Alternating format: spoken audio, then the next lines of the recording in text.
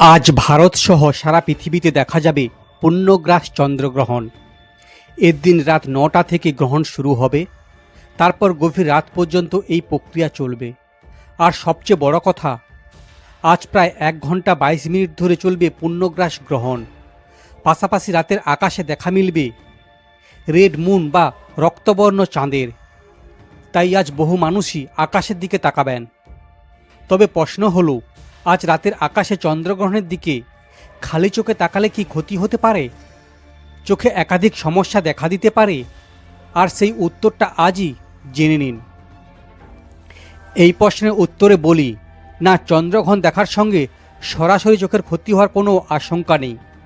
তাই আপনি চাইলে অনায়াসে এই গ্রহণ দেখতে পারেন, তাতে ক্ষতি হবে না বললেই চলে।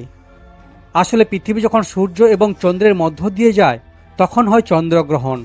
এক্ষেত্রে চাঁদের ওপর ছায়া পড়ে, তাই গ্রহণের সময় এই আলো আপনি দেখতে পান।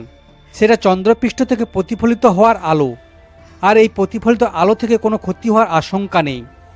তাই এদিন অনায়াসে চাঁদের দিকে তাকিয়ে মহাজাগতিক দৃশ্য দেখতে পারেন।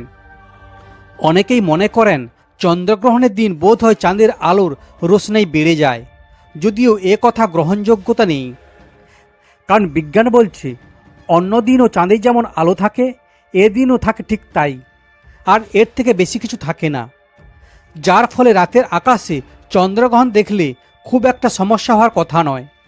কিছু মানুষের মতে চন্দ্রগ্রহণের সময় চাঁদের থেকে কিছু ক্ষতিকর রশ্মি চোখের দিকে ধেয়ে আসে, তাতে অক্ষিগুলোকে হতে পারে ক্ষতি। যদিও এই কথার কোনো সারমর্ম নেই, কোনো ক্ষতিকর রশ্মি চাঁদ থেকে ছুটে আসে না। তাই এই দিন খুব সুরক্ষিতভাবে গ্রহণ দেখতে পারেন।